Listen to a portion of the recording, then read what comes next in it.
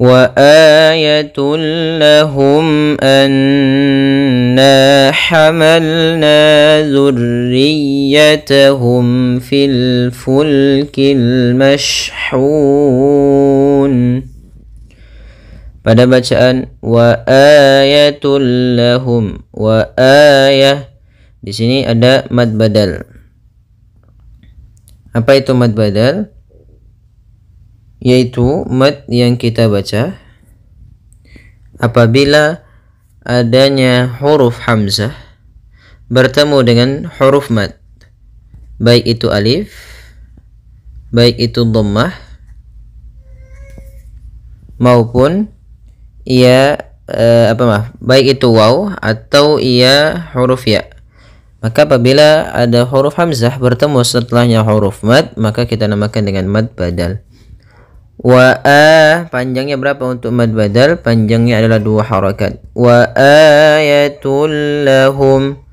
Pada lafal tul lahum di sini ada bacaan idgham bila gunnah, yaitu ditandai dengan adanya dhammatain bertemu dengan huruf idgham bila gunnah, yaitu huruf lam di sini. Maka cara membacanya, masukkan tanwinnya kepada huruf lam tanpa ditahan gunnah. Maka bila gunnah tidak disertai dengan gunnah. Maka wa ayatullah, langsung wa ayatul lahum. Kemudian lafal lahum anna, di sini ada mim mati bertemu dengan hamzah. Apabila ada huruf mim bertemu dengan seluruh huruf hijaiyah setelahnya kecuali 2 huruf yaitu mim dan ba, maka dinamakan dengan izhar syafawi. Maka suara mimnya harus jelas tanpa ditahan. Wa ayatul lahum anna, ya, tidak ditahan. Kemudian pada lafal anna di sini ada huruf nun yang berharakat tasydid. Tasydid itu tanda seperti huruf w. Nah, ini namanya tasydid atau biasa ada mengenal sabdu misalkan. Maka apabila ada nun harakat tasydid, maka ia dibaca dengan bacaan gunnah. Gunnah yaitu menahan suaranya. An. Kemudian di sini ada na yang bertemu dengan alif, maka kita namakan dengan mad tabi'i, yaitu adanya huruf fathah bertemu alif. Hamalna. Kembali lagi ada mad tabi'i, yaitu ditandai dengan fathah bertemu alif. Dzurriyyatahum. Nah, ini tekan ya, ro-nya sama ya-nya tekan. Dzurriyya, jangan dzurriyyah, tapi dzurriyyatahum fil. Nah, di sini kembali lagi ada mim mati bertemu fa, yaitu hukum tajwidnya izhar syafawi. Fil fulkil, fil yaitu adanya alif lam qamariyah. Kemudian fil fulkil yaitu alif lam lamnya tertulis dan dibaca. Kemudian fil fulkil mashhun. Pada lafal hun ada bacaan mad arid li sukun, yaitu mad yang terjadi di akhir bacaan kita karena kita waqaf. Misalkan di sini asalnya al mashhuni, karena kita waqaf nunnya menjadi sukun, maka ini yang kita namakan dengan mad arid li sukun, yaitu adanya huruf mad sebelum huruf akhir yang mana huruf akhirnya diwaqafkan dan disukunkan. Panjangnya untuk huruf mad arid li sukun atau mad arid li sukun yaitu boleh 2 harokat, boleh 4 harokat dan boleh 6 harokat. Ya. Wa khalaqna lahum min mithlihi ma yarkabun. Pada bacaan wa khalaqna, ya, di sini kami lupa untuk menuliskan ada huruf qaf yang dia sukun, maka kita namakan dengan hukum bacaan qalqalah. Yaitu apa arti qalqalah? Artinya dia ittirab, getaran. Maka dia artinya memantul dan getar sebagainya. Maka wa khalaqna. Nah, kemudian untuk qalqalah dalam huruf qaf jangan sampai adanya saktah ataupun adanya tambahan huruf seperti huruf hamzah. Misalkan wa khalaqna itu ada tambahan hamzah. Harusnya dalam pelafalan qalqalahnya tidak ada tambahan hamzah ataupun saktah. Ya, kan tapi dia langsung saja mengalir. Wa khalaqna, wa khalaqna. Nah, seperti itu. Kemudian pada lafal ada bacaan mad tabi'i panjangnya 2 harokat, yaitu adanya fathah bertemu alif. Lahum mim mislih, pada mim mati bertemu dengan mim, itu kita namakan dengan idgham mimi. Jadi apabila ada huruf mim bertemu dengan mim yang serupa, maka itu kita namakan dengan idgham mimi. Cara membacanya, mim yang pertama dimasukkan kepada mim kedua dan ditahan gunnahnya. Lahum mi, gitu ya. Lahum mi. Kemudian pada lafal selanjutnya, pada lafal mim mislihi, ada nun sukun bertemu dengan huruf mim, maka ini kita namakan dengan hukum tajwidnya idgham bi gunnah. Idgham bi gunnah terjadi apabila ada huruf nun sukun bertemu dengan salah satu huruf yanmu. Jadi huruf idgham bi gunnah itu cuma tersusun dalam kata yanmu, ya, nun, mim, waw.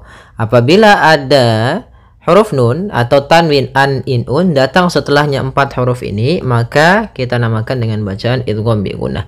Cara membacanya adalah memasukkan nunnya kepada mim, tapi tidak secara sempurna karena dia idghamnya idgham naqis. Maka wa khalaqna lahum mim mislihi. Kemudian hati-hati dalam pelafalan sa, jangan dibaca mis gitu ya, tapi di situ sa, mim mislihi. Kemudian pada lafal hi, di sini ada mad silah qasirah, yaitu ditandai dengan ha dhamir bertemu dengan huruf ya yang disukunkan di sini kecil. Maka ini tanda untuk menandakan panjang 2 harokat. Ma, ada mad tabi'i yaitu fathah bertemu alif. Yarkabun. Nah, di sini ada huruf ra tebal. Maka ra-nya kita tebalkan, bukan yarkabun, tapi dia tebal ra-nya, yarkabun. Kemudian pada lafal bun, di situ ada bacaan mad arid disukun. Kita boleh memanjangkannya 2 harokat, 4 harokat ataupun 6 harokat. Yarkabun 2 harokat, yarkabun 4 harokat, yarkabun. Ya, kita ulang kembali terakhir. Wa khalaqna lahum mim mislihi ma yarkabun. Wa in nasha' nughriqhum fala sarikha lahum wa la hum yunqadhun.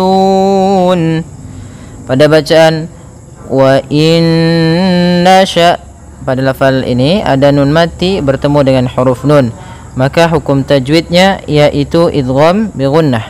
Cara membacanya, masukkan nun yang pertama kepada nun kedua, kemudian ditahan gunnahnya, karena idgham itu memasukkan, bi gunnah disertai dengan gunnah.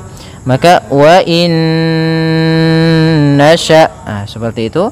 Kemudian pada lafal hamzah, hamzah itu punya sifat, yaitu sifat jahar dan sifat syiddahnya.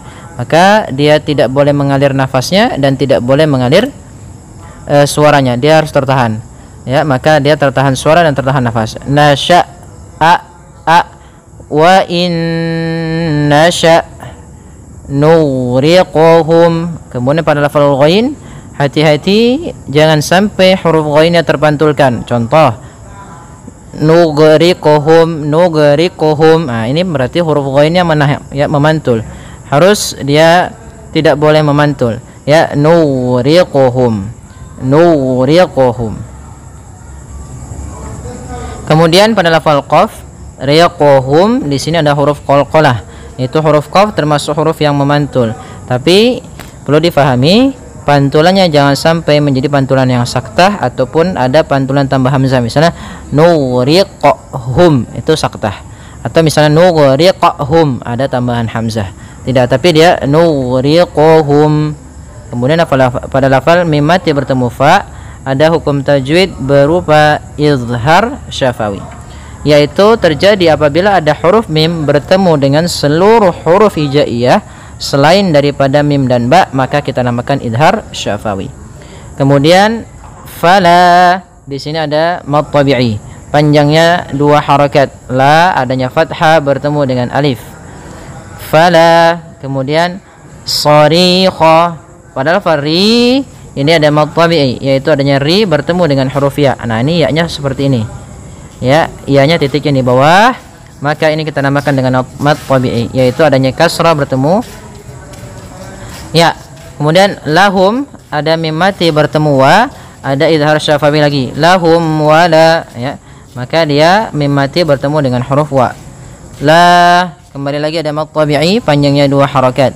Wala, kemudian hum ketemu ya, yunqadun ada bacaan izhar syafawi, yaitu mim mati bertemu dengan huruf ya, maka harus jelas suara mimnya, tidak boleh tahan. Wala hum, kemudian yunqadun, yunqadun. Nah, di sini ada nun mati bertemu dengan huruf qaf, yang mana qaf termasuk daripada bacaan ikhfa. Cara membacanya yaitu suara nunnya disamarkan kepada huruf qaf. Yunqa ditahan, kemudian langkah selanjutnya ditahan gunnahnya. Tidak langsung yunqazun, tapi dia yunqazun, zun. Hati-hati dalam pelafalan zal, jangan sampai dibaca dengan zai. Jangan yunqazun, tapi dia yunqazun. Kemudian pada lafal zun ini ada mad arid disukun. Panjangnya boleh kita panjangkan 2 harakat, boleh 4 harakat, dan pula boleh 6 harakat. Baik, semoga bermanfaat. Jazakumullahu khairan.